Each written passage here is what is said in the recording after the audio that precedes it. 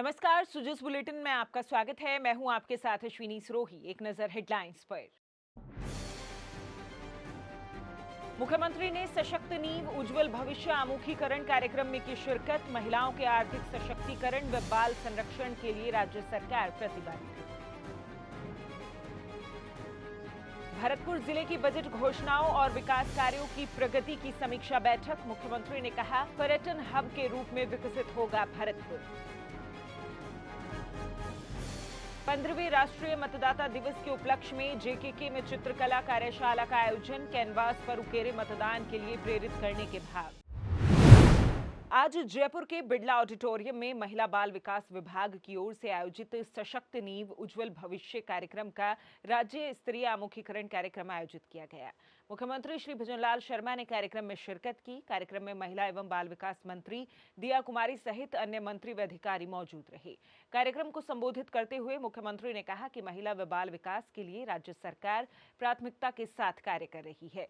प्रदेश में महिलाओं को स्वस्थ, शिक्षित, आर्थिक रूप से मजबूत बनाने की दिशा में काम किया जा रहा है। साथ ही बच्चों के विकास के लिए भी कार्य किया जा रहा है। इस दौरान मुख्यमंत्री ने राज्य सरकार द्वारा राजस्थान में महिला सशक्तिकरण, बाल विकास एवं पोषण सुरक्षा के क्षेत्र में किए गए महत्वपूर्ण कार्यों पर विस्तृत प्रकाश डाला। हमारी माता बहनें स्वस्थ हों, शिक्षित हों, आर्थिक रूप से मजबूत हों, घर एवं समाज में उन्हें उचित सम्मान भी मिले। प्रदेश के बच्चों को भरपूर पोषण मिले, अच्छी शिक्षा मिले और वे आगे चलकर अच्छे नागरिक के रूप में देश एवं प्रदेश की प्रगति में अहम उनकी भागीदारी भी हो। हमारी सरकार इस दिशा में निरंतर काम कर रही है। मैं आपको ये भी कहना चाहता हूं कि हमने बच्चों को सप्ताह में 3 दिन दूध देने का काम किया है और वो हमने इसलिए कहा है और इसलिए हम उनको सशक्त बनाना चाहते हैं, इसलिए हमने किया है। शहर में जो बहनें काम करती हैं, जो भाई काम करते हैं, उनको तो मुझे पता नहीं, लेकिन ग्रामीण क्षेत्र में जो काम करते हैं उनको पूरी तरह से मालूम है।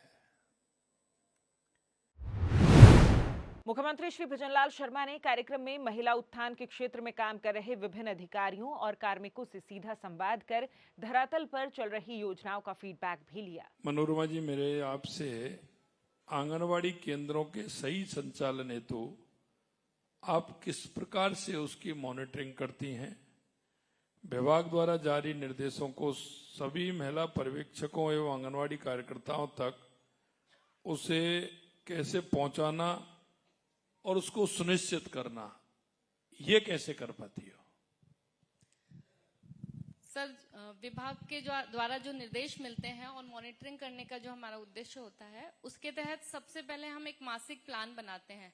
एक सीडीपीओ के लिए महीने में 25 जो विजिट करना होता है वो आवश्यक होता है, तो उसके हिसाब से हम प्लान बनाते हैं और उसके हिसाब से आंगनवाड़ी केंद्रों का औचक निरीक्षण करते हैं। और निरीक्षण 25 जो आपकी विजिट होती हैं वो एक दिन में 2 या 3 होती हैं, एक दिन में एक, कैसे होता है वो? सर, कई ग्राम पंचायत हैं, उनमें 2 से अधिक आंगनवाड़ी होते हैं, तो कोशिश ये करते हैं कि 10 से 2 का समय है, तो एक ग्राम पंचायत में जो 2 या 3 आंगनवाड़ी है उनको कवर कर लिया जाए। बहुत अच्छा। इसके बाद में सर वहां जाके जो हमारे लक्ष्य हैं, जो विभाग के उद्देश्य हैं और कार्यकर्ता से संबंधित जो भी कार्य हैं उनकी जानकारी लेते हैं। उप मुख्यमंत्री और महिला एवं बाल विकास विभाग मंत्री दिया कुमारी ने कार्यक्रम को संबोधित करते हुए कहा कि प्रधानमंत्री और मुख्यमंत्री के नेतृत्व में देश और प्रदेश की महिलाओं की शिक्षा, स्वास्थ्य, सुरक्षा के लिए विशेष प्रयास किए जा रहे हैं। महिलाओं की शिक्षा, स्वास्थ्य के साथ साथ उन्हें सशक्त बनाने के लिए महिला उद्यम प्रोत्साहन योजना, ड्रोन दीदी, लखपति दीदी जैसी योजनाओं की शुरुआत की गई है, जिससे उन्हें आर्थिक रूप से भी आत्मनिर्भर बनाया जा सके। हमारी सरकार का फोकस अब विमेन डेवलपमेंट के साथ साथ विमेन लेड डेवलपमेंट पर है। इसलिए महिलाओं को उद्यम प्रोत्साहन हेतु कई योजनाएं संचालित की जा रही हैं। प्रशिक्षण कार्यक्रम आयोजित किए जा रहे हैं। महिला स्वयं सहायता समूहों द्वारा उनके उत्पादकों की बिक्री हेतु अमृता हाट का आयोजन किया जा रहा है। लखपति दीदी, ड्रोन दीदी, पोषण अभियान के माध्यम से भी महिलाओं को सशक्त और स्वस्थ बनाने की दिशा में कार्य किया जा रहा है। अभी आपको बताया गया कि हमारी मरु उड़ान योजना की प्रशंसा पूरे देश भर में हुई है। ये एक ऐसा अभियान है जो कि मैं सोचती हूँ इतना महत्वपूर्ण है। अगर हमारी महिलाएं आत्मनिर्भर बनेंगी, उनको स्किल से जोड़ा जाएगा, प्रशिक्षण से जोड़ा जाएगा, तो मुझे लगता है कि वो अपने पैरों पे तो खड़ी ही होंगी, लेकिन उनमें अपने आप एक सेल्फ कॉन्फिडेंस बढ़ेगा और वो ना तो अत्याचार खुद सहेंगी और ना किसी और महिला को सहने देंगी। भगवान श्री राम की अयोध्या में राम जन्मभूमि पर भव्य प्राण प्रतिष्ठा की पहली वर्षगांठ के अवसर पर मुख्यमंत्री श्री भजनलाल शर्मा ने प्रदेश में संशोधित पार्वती काली सिंध चंबल लिंक परियोजना का नामकरण रामजल सेतु लिंक परियोजना किए जाने की घोषणा की है। आपको बता दें कि गत 17 दिसंबर को प्रधानमंत्री श्री नरेंद्र मोदी की उपस्थिति में संशोधित पीकेसी परियोजना के एमओए के अवसर पर पार्वती काली सिंध और चंबल नदियों का जल राम सेतु जल संकल्प कलश में प्रवाहित किया गया था। मुख्यमंत्री श्री भजनलाल शर्मा ने बुधवार को मुख्यमंत्री निवास पर रामजल सेतु लिंक परियोजना के नामकरण के उपरांत इसके पोस्टर का विमोचन किया। मुख्यमंत्री श्री भजनलाल शर्मा ने कहा कि भरतपुर में ऐतिहासिक, धार्मिक और प्राकृतिक पर्यटन की संभावनाओं को ध्यान में रखकर सौंदर्यीकरण और सुव्यवस्थित विकास कार्य करवाए जा रहे हैं ताकि भरतपुर को पर्यटन स्थल के हब के रूप में विकसित किया जा सके। उन्होंने कहा कि इसी दिशा में हमारी सरकार ने पहले बजट में भरतपुर के विकास के लिए कई महत्वपूर्ण घोषणाएं की हैं। श्री शर्मा बुधवार को मुख्यमंत्री निवास पर भरतपुर जिले की बजट घोषणाओं और विकास कार्यों की समीक्षा बैठक को संबोधित कर रहे थे। मुख्यमंत्री श्री भजनलाल शर्मा ने कहा कि राज्य सरकार किसानों और पशुपालकों को आर्थिक रूप से सशक्त बनाने की दिशा में प्रतिबद्धता के साथ कार्य कर रही है। 1 वर्ष के कार्यकाल में हमने किसानों की आय बढ़ाने के लिए दूरगामी निर्णय किए हैं। उनका सशक्तिकरण ही विकसित राजस्थान की मजबूत नींव तैयार करेगा।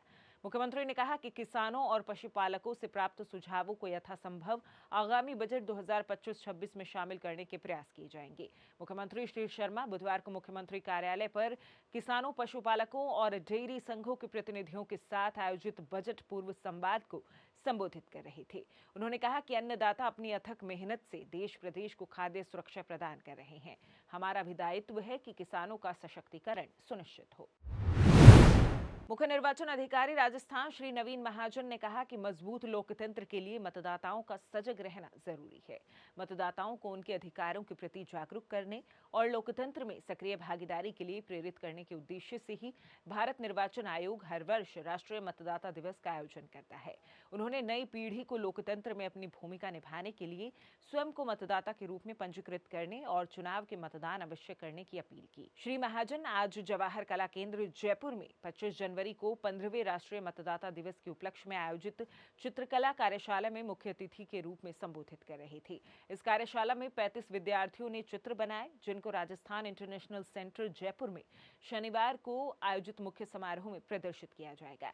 श्री महाजन ने कार्यशाला के अवलोकन के दौरान चित्रकारों द्वारा तैयार किए जा रहे चित्रों की थीम और संदेश पर चर्चा की। उन्होंने कहा कि चित्रों के माध्यम से मतदाताओं को उनके अधिकारों और मतदान के महत्व के प्रति जागरूक करने का संदेश एक बेहतरीन प्रयास है। 15वां राष्ट्रीय मतदाता दिवस है, उसके उपलक्ष्य में ये जो चित्रकला प्रतियोगिता है ये आयोजित की गई है। आप देख रहे हैं कि 35 कलाकार मतदाताओं को जागरूक करने का काम कर रहे हैं अपनी कलाकृतियां बना के। इनमें से जो आज पेंटिंग्स ये कंप्लीट करेंगे, इनको हम जो RIC है वहाँ पे प्रदर्शित भी करेंगे। जो मुख्य कार्यक्रम है जो RIC में 25 तारीख को सुबह 10 बजे होगा, उसमें मुख्य अतिथि माननीय राज्यपाल महोदय रहेंगे। उसमें एक हम प्रदर्शनी भी लगाएंगे और साथ ही साथ वहाँ पे स्टेट आइकॉन्स भी होंगे। कुछ जो नव रजिस्टर्ड हमारे मतदाता हैं उनको भी एपिक वितरण किया जाएगा। उनको भी मतदाताओं के लिए बोलने का मौका दिया जाएगा। तो जिस बुलेटिन में आज के लिए इतना ही, फिर होगी आपसे मुलाकात। तब तक के लिए नमस्कार।